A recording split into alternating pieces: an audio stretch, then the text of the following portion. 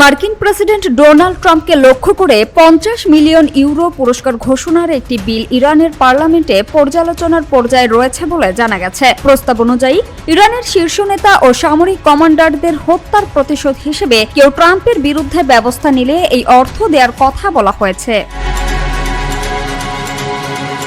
ইরানের জাতীয় নিরাপত্তা ও পররাষ্ট্রনীতি কমিটির প্রধান ইব্রাহিম আজিজি রাষ্ট্রীয় টেলিভিশনে জানান, সাম্প্রতিক সময়ে তৈরি হওয়া একাধিক নিরাপত্তা সংক্রান্ত বিলের অংশ হিসেবেই এই প্রস্তাবটি আনা হয়েছে। তিনি বলেন, যুক্তরাষ্ট্র ও তার মিত্রদের বিরুদ্ধে পাল্টা পদক্ষেপ নেওয়াকে তারা নীতিগত ও নিরাপত্তাগত অধিকার হিসেবে দেখছে।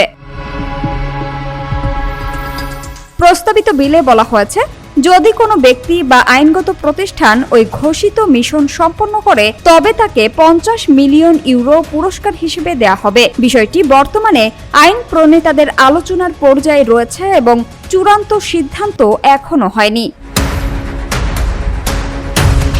এছাড়া অতীতে ইরানে এ ধরনের প্রচারণা ও আহ্বানের খবর সামনে এসেছে বলে বিভিন্ন আন্তর্জাতিক প্রতিবেদনে উল্লেখ করা হয়। একই সঙ্গে যুক্তরাষ্ট্র ও ইরানের মধ্যে দীর্ঘদিন ধরে চলা উত্তেজনা ও সংঘাতপূর্ণ সম্পর্ক এই ধরনের বক্তব্যকে আরও আলোচনায় নিয়ে এসেছে।